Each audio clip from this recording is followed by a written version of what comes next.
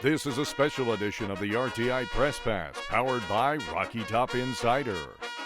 Here are your hosts, Rick Butler and Ryan Shumpert.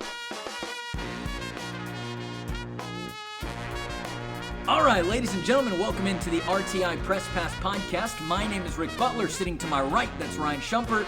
Today is November 1st, and it's a cold November 1st as well. Yeah, it is. 1st of November feels like it brought winter in Knoxville. Hopefully it's just a day or two, and we get back to the waning days of fall. I think I left my house for the first time at 10 a.m. today, and it was still 36 degrees outside, and I didn't know what to do with myself. Being a Texas guy, I still have not fully gotten used to the cold, and I don't think I ever will. It's just not me. Yeah, I mean, it's not that cold. That's not that cold here either. So, and I'm not used to the cold, and I've lived in Tennessee my whole life. So, no, it's awful, and the wind especially today. Well, Ooh. Yes, I agree. Well, okay, so what's on the docket for today? I know we're right in the middle of football season, but hey, basketball is right around the corner. I mean, they get started on the 6th of November. That's going to be coming up, next Monday? Yep. That's against Tennessee Tech right here in Knoxville. Ryan, today's going to be our Tennessee basketball preview. We're just going to talk about some questions maybe about this team, talk about some of the players, talk about some of the exhibition games from the last week, and just kind of see what we get into with this Tennessee basketball team. Certainly, and we really, I did, I think, more than you. You had the good idea of doing this kind of a mailbag style. I put out the bat signal to some of the more intelligent Tennessee basketball fans that I'm friends with, in my opinion. And so shout out to them. You know it if you're listening. They provided some kind of good macro and a couple micro questions with this team, too. We've had 2 early looks at them and exhibition wins at Michigan State on Sunday. And then they came back here to Thompson Bowling Arena at Food City Center on Tuesday, where they beat Lenoir-Rhyne. So a quick look at these guys in the preseason, but still obviously a lot of questions as we work into the start of what should be a really exciting season. Yeah, and you talk about both the macro and the micro levels. There's a ton of newcomers to this team. There are newcomers, there are returning veterans. Tennessee has a really balanced roster, in my opinion, of, again, kind of those newcomers, whether it be through just the freshman class, the transfer portal, but then also combining that with the returners that Tennessee fans know and are used to, whether that be a Santiago Vescovi, a Josiah Jordan-James, Tobe Awaka, Jemai Meshack, Zakai Ziegler, whoever it may be. To me, a pretty good balance of both newcomers and fresh faces with the returners. Certainly, and I think just in the modern college basketball, there's going to be a lot of newcomers every year. And I think that's just the nature of the sport with the transfer portal, which obviously goes both ways. You're going to have more scholarship spots open because guys who aren't playing are going to transfer just about every year.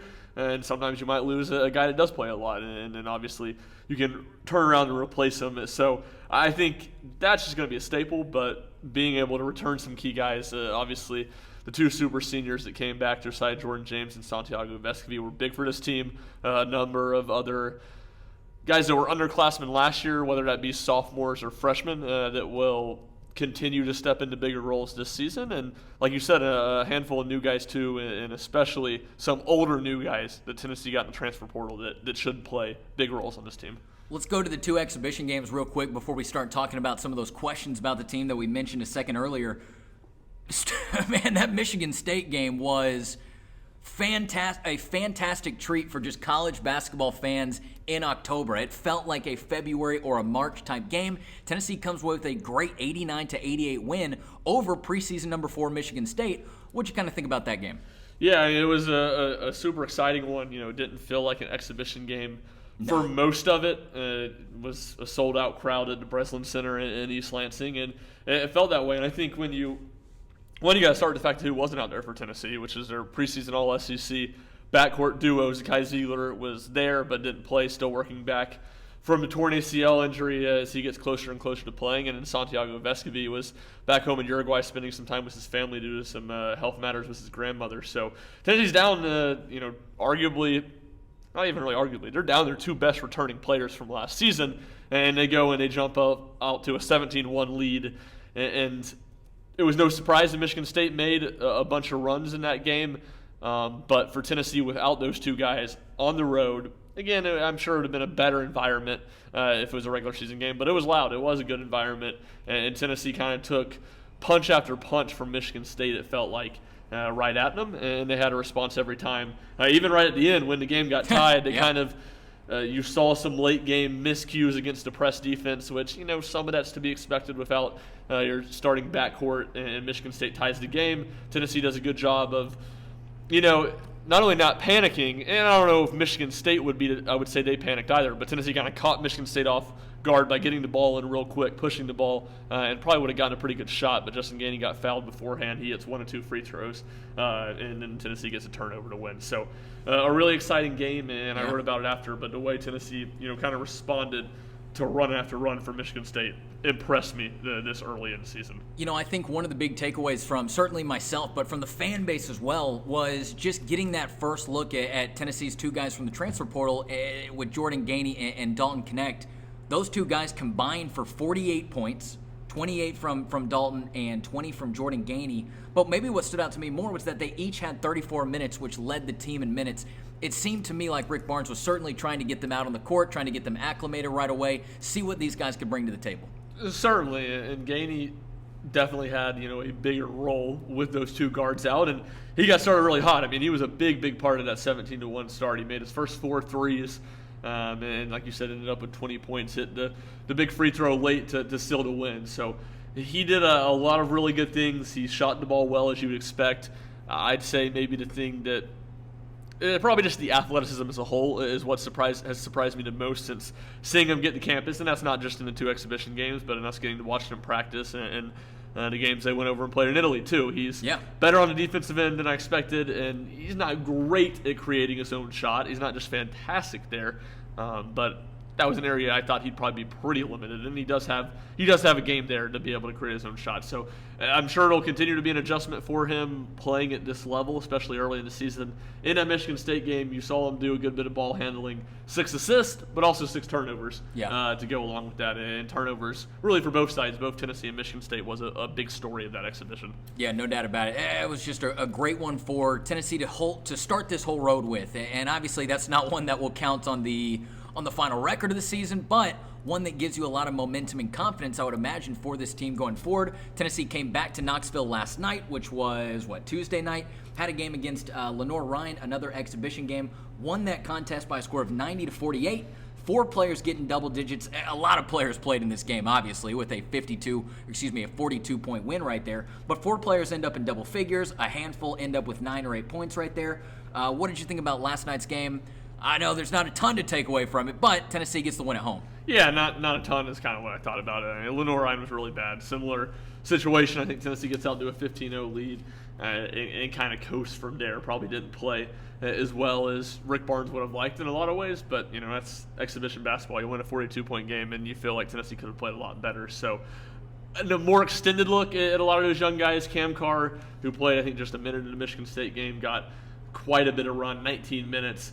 Both J.P. Estrella and Cade Phillips both played double-digit minutes. Those are kind of fringe rotation guys. DJ Jefferson, who didn't play in the Michigan State exhibition, played. So kind of a better look at either what you'd call the fringe of the rotation or the scholarship guys that are younger and probably will not have a role on this team. So a little bit better look at them. And then obviously when when those guys were freshmen, it was kind of our first real look at them. Yeah, and we'll talk about some of those names more a little bit later on as we get to some of the questions. But a guy like Cameron Carr impressed me last night in this exhibition, and a couple others as well. But I want to go back first to something we talked about a second ago, and I know we're talking about the exhibition games, but just kind of moving forward into a broad look. Jordan Gainey, that's kind of the guy that I want to start with, because we talk about how impressive he was in that Michigan State game. We talked about his shooting ability, his ball handling ability. My initial question, I think what a lot of people's are as well, is what is this guard rotation going to look like? You mentioned it off the top. Tennessee's going to, at some point soon, have both Zakai Ziegler and Santiago Vescovi back. But Jordan Gainey certainly proved that he's a force on the court as well. How do you think they go about just kind of handling that rotation of guards that they have, which is pretty deep? Certainly. It's going to be really interesting. And, I imagine Gainey will go to the bench and be playing off the bench once both Ziegler and Vescovi get back, but, maybe not. Maybe they'll mix it up some. And obviously Ziegler's played off the bench, a pretty good bit in his first 2 years at Tennessee, even though he's played starter minutes. It doesn't always mean he's been starting games. So that'll be interesting to see. I think when you look at Gainey's totals from the Michigan State game, 20 points, 6 of 10 shooting, 4 of 7 from 3. I don't think that's going to be, not that he can't do it, go out there and do it on any given night. But I don't think I'm not expecting that with any sort of consistency. And that's not to say that Jordan Gainey's incapable of doing that with some sort of consistency.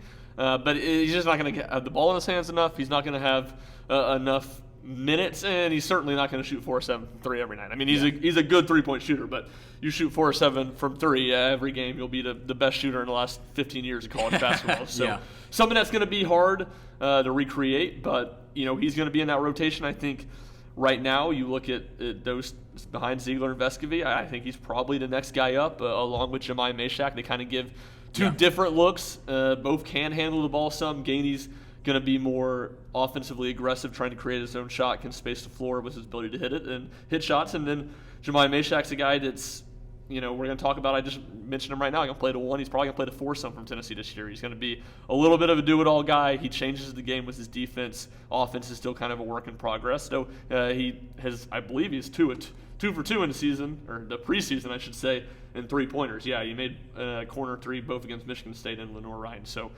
he's continuing to progress. And then the guy I haven't even mentioned, the guy who's projected to be a first-round pick in some NBA mock drafts is Freddie DeLeon, who obviously early enrolled last year for Tennessee, is now a redshirt freshman.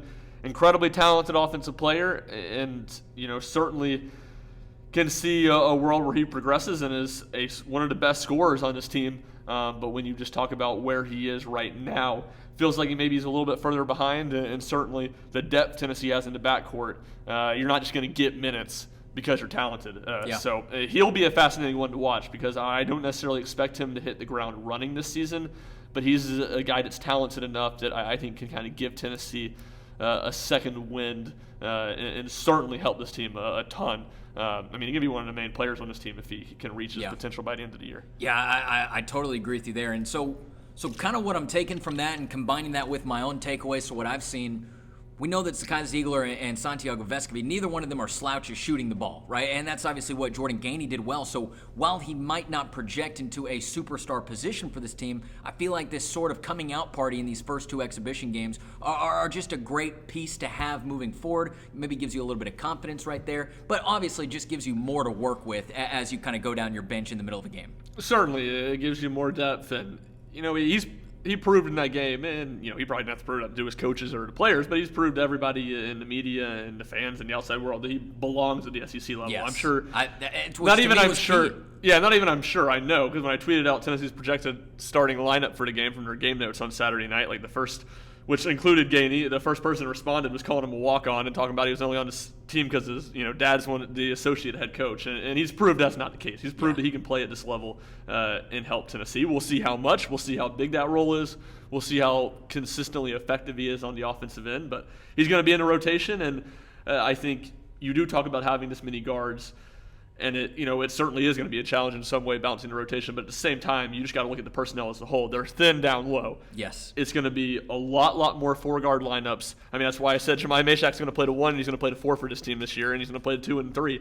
They're going to need to play a lot of lineups with guards because of their personnel. They have a lot of guards. It'll be interesting to see how all that meshes, how all that glues together, what lineups work. But I don't think it's going to be a situation where they don't, they have a lot of mouths to feed, but I think they're going to be able to have the food to feed all of them. Yeah, I think so as well. And, you said something a second ago that made me remember. I guess maybe it was just a couple weeks ago or at the beginning of this offseason portion or whenever it was, but Rick Barnes kind of made a good joke, and he said he turned to Justin Gainey, the associate head coach, and he said, look, it's Jordan or you, if you don't want both, and we're picking Jordan, so that was obviously a joke, but I think it kind of showed you from early on that Tennessee believed that this is kind of who Jordan Gainey could be, and that he did have a stroke from the outside, but yeah, I just keep going back to that rotation too. I don't know what it's going to look like, but it's going to be really interesting to see how they go about it with the different kind of pieces they have. And one of the other benefits to having all that depth is that for the most part it is experience depth, right? So it is kind of just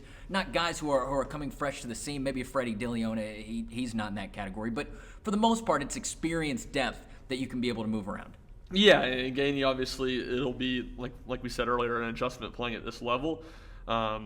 but has played a lot of college basketball, has been the target of a scouting report every single game last season. I think he'll probably benefit from not being game planned as hard this season. And then obviously Zakai Ziegler and Santiago Vescovi, we know, have played a ton of basketball. And obviously Jemai Meshack had stepped into a huge role last year, first because of, he was kind of a fringe rotational player, was playing some, but wasn't playing a ton of minutes. And then the Julian Phillips and Josiah Jordan-James injuries in the middle of the season really thrust him in as the starting kind of wing on the team. And then when Zakai Ziegler got injured, he had to play a lot of guard in the backcourt too. So he's played a ton of big minutes for Tennessee last year. And again, I think all these guys have in some ways benefited from Zakai Ziegler's injury because they've been forced to handle the ball and work at point guard both the last month of last season and then really all off season long too. Yeah, forcing out uncomfortable positions, got to maybe pick up a new skill or trait here along the way, and I think you're right. I think that was certainly beneficial, and hey, Tennessee still made it to the Sweet 16 last year, so you not only get kind of, new guys stepping up in different spots, but you get the experience of going far in the postseason as well. We talked about the guards a good bit, and of course, we're not done there. We'll go back to it, but you also brought up some of the interior scoring, right? And one of the things I was thinking about coming in here was you talk about Dalton Connect. He might have been the most talked about player from the Tennessee fan base coming up from the exhibition games, and for good reason. All of college basketball, yeah. I might say, of a weekend that included a handful of big exhibition games. For good reason. He proved that, hey, he's a three-point shooter. I believe you wrote the other day talking about that he knocked down 335 three-pointers at Northern Colorado over the last 2 years, shooting above, I believe, 35% or so from those 2 years as well. 37, 38, I want to say. Yeah, I think you're absolutely right there. And then he had that dunk in transition, right? Yeah. He showed that he's got the outside stroke. He can play the half-court offense, but he can also play in transition, which I think is key for this Tennessee team. Certainly, and the shooting, look, this is maybe a racially insensitive comment here. You see Tennessee get a kid from Northern Colorado that's 6'6", and scored at a really high level in a bad conference, and you think, all right, the shooting was going to translate. I think we all knew that. He's made too many threes at too high of a percentage. But is this guy athletic enough and a complete enough of an offensive basketball player to score at the basket and be able to score in the half court? And obviously the Michigan State game was the best example of that. But we've seen it all preseason and going back into the summer when we got to watch Tennessee practice a few times before they went to Italy. This is a guy that is a very, very complete offensive player. Still got a lot of work to do on the defensive end of the court, but a complete offensive player. You saw that. I think he's going to be really good in transition. I mean, even outside, obviously the behind-the-back yamming on Malik Hall. It's going to take all the cake in that game. But he had a couple other nice finishes in transition. I think he's a better transition scorer than anybody Tennessee's had in a long time. Maybe anybody Tennessee's had in the Rick Barnes era, frankly. But you saw it in the half court too. And Rick Barnes said it last night after the Lenore-Rhine game. He says, he misses his first three. He wants to get another one and get one down. And he said, we think he's the best when he gets downhill and attacks the basket. And, Rick Barnes is obviously extremely smart. He's probably right. If Rick Barnes hadn't said that, I probably wouldn't have been willing to say that already. Time will tell on that. But obviously this is a guy that can do a lot more than just shoot the ball, and his ability to score at the basket is, something that could be huge for this Tennessee team because they've really lacked anyone that can do that consistently.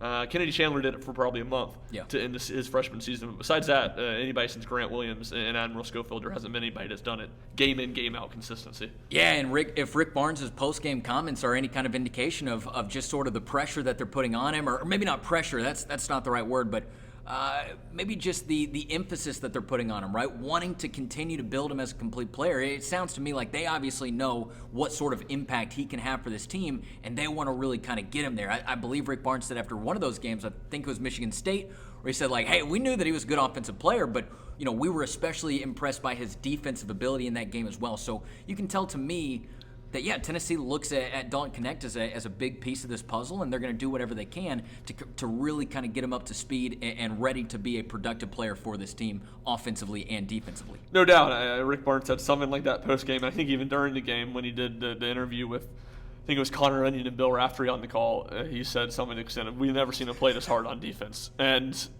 he was like, we got it on tape now. He was like, we got him. We've caught him. We've caught him playing hard on defense. We can show it to him on tape. So that was a really funny line. And, that's the big thing with Dalton Connect is can he play defense well enough? And I think it almost translates into a little bit of a macro question for this team of how much will Rick Barnes let Dalton Knecht play through defensive mistakes because he improves the offense. And Knecht is the greatest example of that, but there are a number of guys on this team who Tennessee brought onto the roster this offseason, includes DeLeon, Gainey probably to a lesser degree, who are offense-first players who aren't as good on defense. Will he trust those guys and give those guys leeway to get their offense and maybe grow through some defensive mistakes and allow Tennessee to take a step back? I mean, I think I wrote this in the preseason and maybe said it at one point. Talking about it, first thing is realizing you got to get better on offense. They did that. Then there's talking about it. Then there's going out and having the roster personnel, adding the roster to be better on offense. And then there's everything you do in the preseason to try to be better on offense and play to those players' strengths. But the last hardest question is when the shots aren't going in and the offense doesn't look great in January in an SEC game, and it's anyone's game to win. Not just every single time. Now, some games you might call for it, but not every single time saying we're going to win this game with defense. We're going to fall back on that. Being able to stay balanced. Maybe you lose a game in January that helps you grow as a team because you find more offense and you let those offensive-minded players get better and grow in the defensive end as the season goes on. Yeah, I think that's also one of the biggest questions. Just kind of how much leeway is there going to be? What's the where is the kind of cutoff point going to be, if you will? I think those are all questions that are going to be interesting to see how they're answered, but I like your thought on that. You mentioned Bill Raftery a second ago, and I almost fell over in my chair laughing. I don't know if you heard it because you were at the game. Did you hear how he started the game on the broadcast? No. I have Tennessee. I wonder if they did it because it was so funny, but Tennessee put it in the first few seconds of their highlights that they put out on Twitter. I'm going to play it. We'll see how it happens. If you don't hear this, it's because I cut it out and it sounded bad. But for Ryan, for your immediate reaction, here we go. Bill Raftery on the call. And off we go in the exhibition number 4 and number 9. And Connor, I'd love to hear that. That's great. Tennessee goes around a little Minuteman. He's the best. He's the best. He's a national treasure. Minuteman. He's the national treasure. I mean, go back and watch the end of the 2016 national championship game. I think that's 2016 when Chris Jenkins for Villanova hits the shot to beat North Carolina at the buzzer. I don't know what the noises that came out of Bill Raftery's mouth were, but it was awesome. I mean, he's a treasure. He's obviously a Fox and CBS employee, so we don't get to hear him do a whole lot of SEC basketball games. So it was cool to get, even though I was at the game, I didn't get to listen to it. To get a little Bill Raftery on the call, a treat for the fans. Well, as somebody who was watching from the TV after getting home from that Kentucky football game, it was a pleasure to listen to. I mean, it was a great way to kind of just end a fun Sunday afternoon right there. Getting back to business though, right? We've been talking about Dalton Knecht a little bit. One of the other players that I know that you've really been thinking about this year, and you've gotten to talk to him a few times, is Tobe Awaka. My question to you, and shout out to our other great listeners and friends of the program who have kind of also hit this topic, interior scoring, right? It's not something that has been maybe the most consistent part of Tennessee's offensive game in recent history, but now they have a little bit more pieces to work with. You talked about the way that Dalton is able to attack the basket. We know that Tobe Awaka had a massive offseason, in my opinion, kind of improving that offensive game. You saw it in some of the international play that he had with Team USA overseas this year. Do you think that this team's iteration of interior scoring has the ability to be more consistent, has the ability to be more effective? And if so, how and why? It does have the ability to be more consistent. The question, is how much more consistent will it be? How much better will it be? And Knecht's a big part of that. But I think Awaka is probably the next guy you turn to because he does have a little bit of a back-to-the-basket game, has good touch around the rim. I think he's probably still a year away from being a guy you say, all right, we want to throw the ball down to Awaka just about every possession he's in there and get him a touch with his back to the basket. I'm not sure he's quite there yet, but I think he's an option to do that and have some success more than they maybe had anybody that could throw it down into the post and have any consistency to game the past few years. And then the other part of it is that he's just so good on the offensive glass. I think he's going to get a lot of easy ones to clean up too. And the free throw shooting will be a big part of it for him because he plays so physical and gets fouled. He didn't shoot free throws particularly well last season. He has been pretty good in the preseason. He had 3 or 4 last night against Lenore Ryan. And against Michigan State, he went 4 for 4. So he's shown some growth there. I don't see this being a guy that's going to go out there and score 20 points much for Tennessee this year, but I do think he is a guy that can give Tennessee 10 points on a more consistent basis. I mean, Olivier Camois was obviously transferred out to Michigan for his final year. Did a lot of good things for Tennessee. Could go out there and score 25, 26, 28. Could win them games. And I mean, he won them the biggest game of their season last year in Sweet 16. But he could also, more often than not, or just as likely go from that game to the next game, like he did against FAU, where he scores 4 points. Or I don't know what he scored against FAU, but he wasn't very good in that game. Yeah. And you couldn't count on him to get 10 points. So I guess the whole thing, I'm not trying to lament on Olivier Camois' career at Tennessee or anything, but whereas Camois had a higher ceiling, lower floor game to game than what Awaka had, I think Awaka is going to be a little more steady in the middle. But some of that stuff's going to be interesting to follow for sure. Yeah, I think so too. I am high on Tobe Awaka going into this year just based on what we saw from the offseason, what we've heard throughout the offseason from Rick Barnes, and keeping those expectations somewhat tempered. But I do think that what you're saying, right, the ability could be greater. I think that's certainly true. Yeah, 100%. And one thing to me that's going to be huge with Awaka to follow, and this kind of brings me into I guess we'll pivot here to the front court as a whole. Please. Awaka was a little bit of a walking foul machine when he was on the court last year. He liked to foul. He played physical. He played physical. Let's see how many fouls he had in the exhibition game. He had 4. Now, they were playing where you can't foul out. Jeremiah Meshack got 7, so 4 overall might not be all that crazy. But when you're talking about a front court that doesn't have a ton of depth, which is what we were talking about earlier, why Tennessee's going to play smaller, it's really Awaka and Jonas Adu returning, and you have the 2 freshmen down there. You need Awaka to be able to stay out of foul trouble, and I think that also goes into what I was just talking about, of being such a good offensive rebounder. I mean, rebounder, that's what stands out number one, is the way he rebounds the basketball on both ends of the court, but particularly the way he did it on the offensive end. You can pick up some cheap fouls that way. You can pick up some fouls that aren't fouls that way, or touch you. I mean, I remember one of them, the Michigan State game, was not a foul that he got called on when he got a rebound. So I think that'll be something really important for Awaka this year, to be able to balance that part of being really aggressive on the offensive glass and being able to steal extra possessions and get some freebies to get to that more consistent 8-10 points a game scorer, while also not picking up fouls and trying to stay out of foul trouble. So it's not that I know the answer there. It's not even that I know the key there. But I think that'll be something that's going to be really important to watch for Awaka and just kind of this team as a whole when you talk about their thin front court. Well, and to me that kind of symbolizes, a freshman's path through college, right? You start out as a freshman last year, and this is a guy from New York, right? He's used to playing physical ball. He's used to playing outside, maybe on the streets or wherever it might be. You see where that skill set is. You see where some of the lesser tendencies are. I think that's where you get back to what kind of jump can he make from a freshman year to a sophomore. We know he's probably got a couple more offensive traits and weapons to his repertoire, but also can he play under control a little bit more, which is what you're talking about. Again, that to me is one of those things where how big of a leap from freshman year to sophomore year can he have, and can some of those things sort of encapsulate within that leap? Certainly. I think it's a big thing to look at. Last season, he played 10 minutes a game. Yeah. So it's going to be a huge change in role, and I think there's going to become an adjustment with that. And I don't think Awaka is going to be a finished product by game one. I mean, not going to be a finished product by the end of the year. This is a kid with a ton of talent. He's going to keep getting better in his college career. But I think when you look at the guys that you know for a fact are going to play big roles on this team, I think I almost look at it as Awaka more than anyone as, all right, I think he's going to get substantially better from November 6th to whenever the regular season ends, March 7th, or whenever they play Kentucky in their regular season finale. I think he's the guy that's going to get a lot better. He's a super, super smart guy. I think he plays smart. I think he's going to learn. And it's going to be his first go-around being a main guy and being a guy on a scouting report. But I think he's going to be able to adjust and continue to improve and be a really consistent, stable player for Tennessee by the end of the season.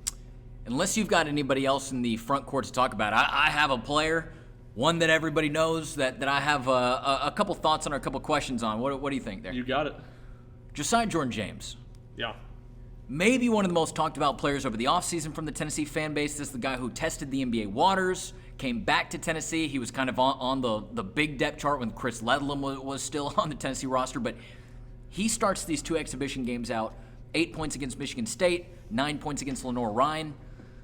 I don't want to make this question too simple, and I don't want to, obviously it's so early and there's not even been a game yet from the regular season. Do you think that's kind of where his role is going to be? Kind of that 8 to 9 points? We know last year the statistic, when he scored more than 10 points, it was really beneficial for Tennessee's winning chances. But just what kind of maybe role do you see for Josiah Jordan-James this year with a lot of the offensive firepower that they've brought in, some of the returning veterans that are expected to be good? To me, I do wonder about this. What is Triple J's role going to look like maybe this year? Well, offensively, I'll start there because that's kind of where you phrased it. I don't think it's going to be as big. I mean, I don't think – to me it feels like Tennessee needed Josiah Jordan-James to be good for him offensively the last 2 years. Right. This year it almost feels like it's kind of icing on the cake a little bit. And we'll see. Maybe that's a good thought. Maybe some of that other stuff is – that I think the other guys that are going to be able to score more consistently and at a higher rate, maybe they won't be able to. And Josiah is thrust back into that role. But I think we've kind of seen what Josiah Jordan-James is as an offensive player, and he struggles to score at the basket, which anytime you struggle to score at the basket, it's going to be hard to be very consistent scoring. So he's certainly a player that's capable of shooting the ball really well and having big nights. And I think on those nights, you could see him score a handful of 15-plus point games again when his hand is hot. But in the games where it's not going in for him, I don't think you're going to have to see Tennessee rely on him to shoot the ball 7 or 8 times a game, 9 times a game like they have in the past. So that's kind of my thought on the offensive end. But as a whole, as a macro level, I continue to think Josiah Jordan-James is an extremely, extremely important player for this team. His ability to play the 4 and tie things together from the front court to the back court is going to be extremely, extremely important. He's the most natural fit as a small ball forward that Tennessee has on this roster. He is so good defensively, and his versatility has been so important for them. All that's going to continue. And then I'll go back to kind of what I was talking about with Iwaka. Through 2 games, 2 exhibitions, the one thing I've said that's a problem for Tennessee is the rebounding. They have not rebounded the ball well on either game. They've given up a bunch of offensive rebounds, and some of that's to be expected. They're playing a lot more small ball. They only have 2 proven guys back, big men. And Rick Barnes talked about it last night. He said the small guys got to come get the ball more. They were doing a good job of boxing out, but we got to come get the ball more. And that'll be part of it too. But Josiah Jordan-James is a really good rebounder, and it's going to be, I think, important for him to go out and be aggressive and be able to make a big impact on the boards, because outside of Iwaka and Adu, he's definitely the next best rebounder on this team. Yeah, to follow you up, here's kind of what Rick Barnes said about that exactly. Quote, on how he'd assess the rebounding through the 2 exhibition games. Quote, not where we want it to be. We talked about it, and we got to go get it. We're going to block out, but we've got to go get it, and we have to. When we're playing with basically 4 guards in Josiah, he does so many little things out there. And again, our guards have got to come down and help us defensively more, because we want whoever goes to gets it with it, and they got to get involved in that. And that's something that honestly we harp on big through the Michigan State game and here, because that's where the game's really won. And that's obviously a mindset that Rick Barnes has had for a long time. He's harped on rebounding pretty much every year he's been here, and certainly every year that I've covered it. That's a big thing for him, and certainly an area that Tennessee wants to improve on as quickly as possible. Certainly, and I think some of it's just going to be they're capped a little bit in how good they can be rebounding. This isn't going to be a team that had, a lot of times either one of Uros Plavsic and Tobe Iwaka and then one of Jonas Adu and Olivier Kamwa on the glass. So it's going to be a learning curve, and I don't think they're going to be perfect at it, but if they can kind of hold their weight enough, I think it's going to be really important. Yeah, no doubt about it. Moving to a different spot a little bit. You sent me this question. Can I just go ahead and read it because it's real good? Here's the question. A lot of emphasis and eyeballs are on whether Rick Barnes will stay committed to playing a faster-paced brand of basketball. What type of effect does pace of play have on the ceiling of this team? Can this team reach beyond the Sweet 16, resorting back to some of their old habits, sort of slower, grinded-out basketball with more scoring droughts but tougher defense, while counting on increased production in the half court from guys like Dalton Knecht or Jordan Gainey? Or is the higher tempo the only way they reach beyond what their ceiling has been under Barnes in the past? First off, really greatly worded question from our wonderful audience out there, but he brings up a great point, right? How is this tempo going to play now that Tennessee does have a little bit more offensive firepower, maybe that they're not defensively where they want to be or where they have been in other years? From what you've been able to see, from what you've been able to talk to people, just kind of where are your thoughts on that question regarding pace of play, tempo, that sort of nature? Yeah, on the tempo side of it, I just remain in wait-and-see mode. Sure. That's been every year. And that's fair. Just about every year, at least the last 2 or 3 years. Probably not every year because I've been covering the team since that first year after Grant and Admiral left. It's been something Tennessee's talked about, and Barnes talked about in preseason. We want to play faster. We want to play faster. And they really haven't played faster. Now, it's been a point of conversation again this preseason. And this time I think there has been – I've seen more signs to make me think they want to play faster than I've seen in the past. So much of what they do work-wise during practice is with a super short shot clock, forcing them to get shots up quickly. They played faster really in both exhibition games. But when you play defense the way Tennessee's played defense the last few years, where they grind you down and they give you nothing easy, it's hard to play fast because the possessions are so long when you're on the defensive end of the court. Now, I think, again, with the way this roster is built and some of the seeming priority shifts, the defense isn't going to be as good. And I think that's going to be a good thing, honestly, for Tennessee. And that might sound crazy, but Tennessee's been the last number of years. The last year they were number 1 in defense, KenPom. 22, they were number 3. 2021, they were number 5. So that's 3 straight seasons of top 5. They're number 2 preseason KenPom defense this year. I think it would be better for Tennessee to be 5 to 10 KenPom. Okay. Obviously you take it. You're trying to be as good defensively as you can. Sure. But I think the exchange that could give Tennessee on the offensive end would be more important. So I guess long-winded, I'm rambling a little bit. I think there are reasons to think they're going to play faster, and that could benefit them certainly on the offensive end. But I myself am still kind of in wait-and-see mode. Got to see it to fully believe that this is going to be a team that plays fast. I mean, I won't go through the tempo or the adjusted tempo from KenPom every year, but they consistently rank in the 200s, never in 0 to 99. Yeah, I think that over the course of the next month or so, however it goes. I know there's no SEC competition or anything like that. But this is a revamped team, right? This is a revamped roster. I think you make a great point, something I'm thinking about right now, just kind of as we continue to go through this conversation, whether it be talking about the tempo, whether it be talking about the scoring, whether it be talking about the rotations, there are a lot of wait-and-see things, right? Well, we can kind of project one way or another. We can talk about something that we'd like to see or maybe something that we'd like to see fixed, whatever the conversation is. But with so many new pieces being added, with maybe a little bit of fundamental change, there are a lot of wait-and-see pieces to this team. Yeah, and that's just the nature of college basketball. Sure. I'd probably tell you that every year. It's not like it's always in every sport just as easy as talent. But you talk about the transfer portal in baseball. Baseball is an individual game. It's an individual game that creates a team game. Basketball is so much about how you play together, and statistics that someone puts up one year can be extremely skewed by their usage rate.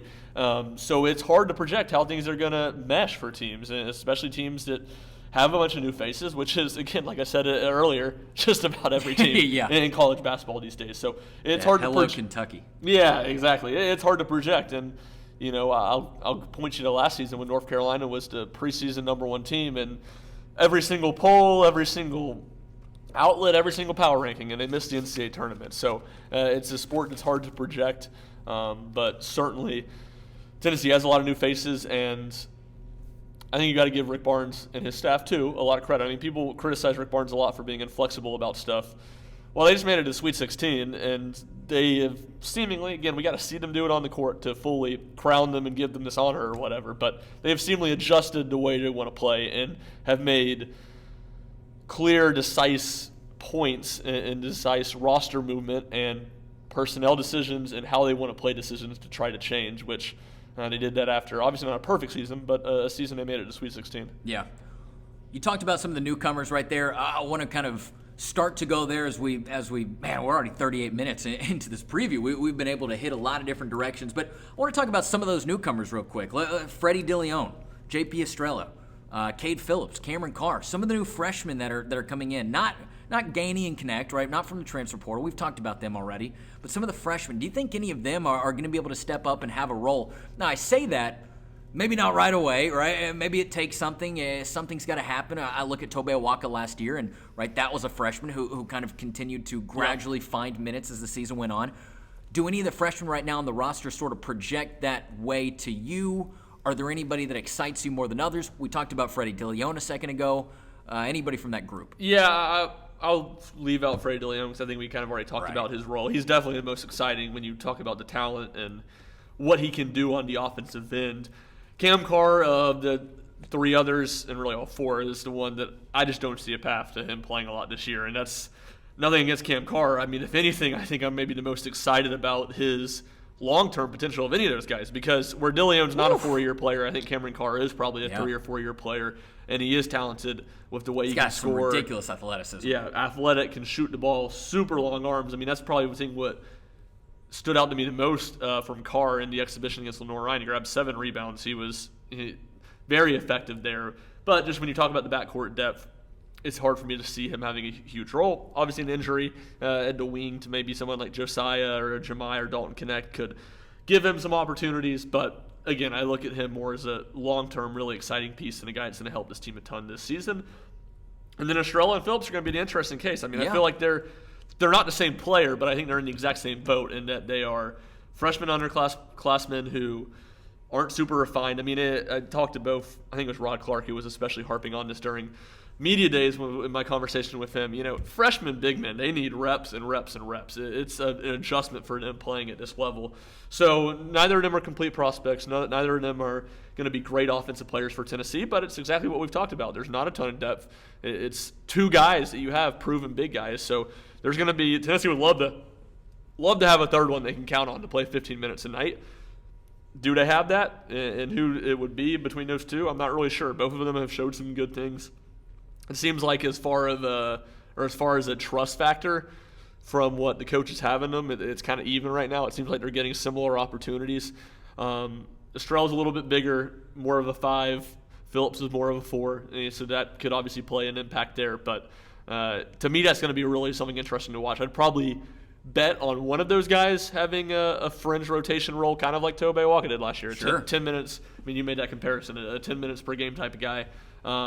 But it's hard for me to think, unless injuries come in again, that both of those guys are going to have major roles on this team. Guessing game: who leads Tennessee in average points per game this year?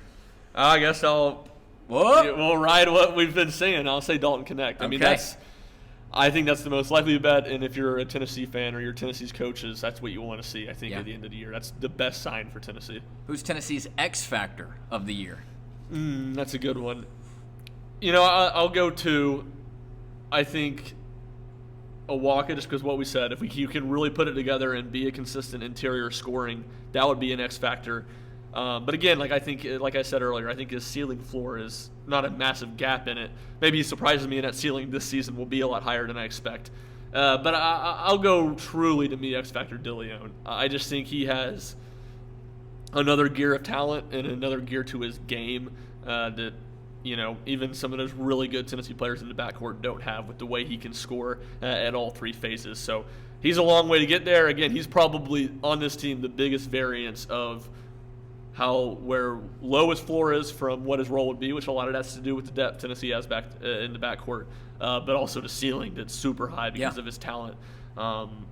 And again, talk about a team trying to find more consistent scoring, a team that's trying to find more scoring at the basket. Those are 2 guys that can score at the basket, and DeLeon, obviously, just a whole really talented scorer. And I'll add Jemai Mashak into that. I still just think that, hey, he might, he's a known player at this point. Tennessee fans know what they're getting with him, but what you're getting with him is a player who's going to be very balanced, who's going to be extremely solid defensively, who started to find that offensive rhythm at the end of last year. I think he had 11 points in the exhibition against Michigan State, even despite what you referred to, the 7 fouls, which is just hilarious to see here on the box score. But that's certainly one guy that I have my eye on as well. Tobe Awaka, like you said, and then Dalton Connect. I totally agree there that if you're looking at a guy who's going to lead Tennessee in points, You go with the guy who's what, 6'9" or something like that. He can shoot it from outside. He can play in transition. He can get to the hoop in the half court. I think he brings a lot to the table. He's only listed at 6'6" for most. Oh, 6'6", but it does feel Okay. like he's like 6'7". Thank you. I think it's the long arms. He feels like he's taller than he is. He does. Really, one of my last questions for you, and then I'll let you get anything else that you'd like to. It's kind of going to be tongue-in-cheek question. Okay. My cousin, okay? His name is also Rick. He Okay. spells it R-I-C. His real name is Frederick, like myself. Okay. It's a long story. The It's a big Frederick thing. He's a Missouri graduate, but he's a Tennessee fan. Okay. I just got his save the date in the mail today. Oh, wow. Saturday, April 6th. For anybody who's not looked at the calendar yet, that is the day of the Final Four semifinals, which will be, I think, in Glendale, Arizona. Yeah, Phoenix area, something like that. What do you think is going to be my availability? Do you think I can go? Do you think it might be a little bit of a wait and see? See, I'm not asking you if they're going to make the Final Four. I'm asking you if you think I can go to this wedding that's on the day of the Final Four, just for kicks and grins. You're slick. You think you're slick, don't you? Yes, don't you, Fred? I absolutely do. Yeah, I mean, I'll just use the cop-out. I mean, it's possible. And Tom Izzo said it. I think it's Everick Winston, maybe. I'm blanking Lenore Ryan's coach's name, so apologies to him. He said it. The media was joking last night after the press conferences that we gotta see who's the first opponent coach of the season that doesn't say Tennessee's the Final Four team. Sullivan. But no, I mean, this is a team that has a lot of potential, a lot of talent. But when you talk about a program that's never made the Final Four, it's only made one Elite Eight, and certainly Rick Barnes has had, he's made a Final Four. And not to say he's incapable of it, but he's certainly had some NCAA tournament flaws or issues in his career too. It's hard for me to sit here and pick it, but this is a team that I think has the possibility, and I think, again, well, it's hard to say all this for sure, but I think they've addressed a lot of the issues that have probably, which going back to the question you read, we didn't get to the end of that. I think they've addressed a lot of the issues that have capped their ability to make it to a Final Four these past couple of years. I think they've addressed that, so, we'll see. Roll the balls out. Yeah, there's a lot to look forward to, and hey, maybe if you've got a wedding on April 6th, maybe see if you can get it moved just in advance. We'll see, but again, that's not towards anybody in specific. Ryan, we've hit so many different directions with this Tennessee basketball preview. Is there anything we didn't hit so far? Oh man, I don't hardly think so. I think that's pretty much it. Besides just going through a player-by-player recap or anything, we've talked about kind of what's the rotation of this team going to look like. Jordan Gainey had a great 2 exhibition games. Dalton Connect is the talk of the basketball world, and certainly here in Knoxville. Talked about some of the offensive versus defense. Will there be a little bit more leeway in it for that? We've talked about a lot of different things, and man, now it's just time to see what they can do out on the court. Yeah, I would say one thing, just kind of echoing your sentiments a minute ago on Meshack. I think he's going to be an important player again, especially if he can hit a couple, some threes occasionally, and then also just going back to the rebounding. He's a good rebounder. His ability to kind of be versatile and play the 4 and play a bunch of different spots for his team, I think is going to be important. He's, I think, going to be in a lot of ways a Swiss Army knife the way Josiah Jordan-James is, with also just being a game changer by what he does on the defensive end. And then the last thing, I guess we touched on it briefly, but Zakai Ziegler. He obviously hasn't played the last 2 exhibition games, but when we watched him practice last Wednesday, he was going up and down the court and some full court stuff, and we'll watch practice again Thursday. So I don't know if he'll play in the season opener against Tennessee Tech, but I don't think it's going to be a long time before we see him. Yeah, it seems like we're on the it seems like Tennessee's on the fast track maybe to getting him back on the court, but like we've said a lot in this podcast, we'll wait and see. We'll wait and see to when that happens. Here's what's coming up for your Tennessee athletics calendar. Coming up this Saturday at noon, that's going to be Tennessee football's homecoming game against UConn. Of course, we will be there, Rocky Top Insider, inside the press box covering that game. And then 2 days later, Tennessee basketball has their season opener at home. It's going to be against Tennessee Tech Monday, November 6th, I believe that is. That's correct. And then you'll have 2 sports rolling at the same time. There's a lot going on right now. Yeah, go to Wisconsin that Friday, second game of the season, and then, we didn't touch on the schedule a ton, but challenging schedule as usual. They go to Maui, where they'll play Syracuse, one at Gonzaga and Purdue, another game. That other side of the field's loaded. I think it's UCLA, Marquette, Kansas, Chaminade, and then they play at North Carolina in the ACC-SEC Challenge, a home game against Illinois, who's a top 25 preseason team. They go to North Carolina State. So a lot of good non-conference challenges, and then SEC, yeah, continues and then to you're get right better. there. Yep. Yeah, no doubt about it. There's a lot of fun things to look forward to. If you are a Tennessee fan, and certainly we will have it all covered for you. We will be covering every bit of this Tennessee basketball program as it moves forward through the 2023-2024 regular season and beyond. But Ryan, I think that's going to wrap it up for us today here previewing this Tennessee basketball team and the Tennessee basketball season coming up. I think that's pretty much it. That's all I got. Well, as always, make sure you go over to RockyTopInsider.com. That's where you can find the latest Tennessee news, notes, and coverage for both Tennessee football and basketball. We even got baseball stuff going on right now as the baseball team goes through fall exhibitions. Not exhibition, but just kind of fall camp, fall scrimmages, practices. That's what I meant to say. And then, of course, if you want to follow Ryan on Twitter, you can do that at rshump00. That's SCHUMP. If you want to follow myself, you can do that at Rick_Butler. But, of course, just make sure you are checking out at Rocky Top Insider on all different social media platforms each and every day. We will have you covered there. Otherwise, we're going to go ahead and get out of here. See you back for the next one. We will be back after the Tennessee football game coming up this Saturday. No, we'll be back tomorrow. Oh, you're right. We haven't even done our preview yet. All right, look alive, people. There's still another podcast coming out before the weekend. Jack Foster will be back with us. So we're going to go ahead and get ready for that. And we will see you back on the other side. Thank you so much for listening to the RTI Press Pass Podcast.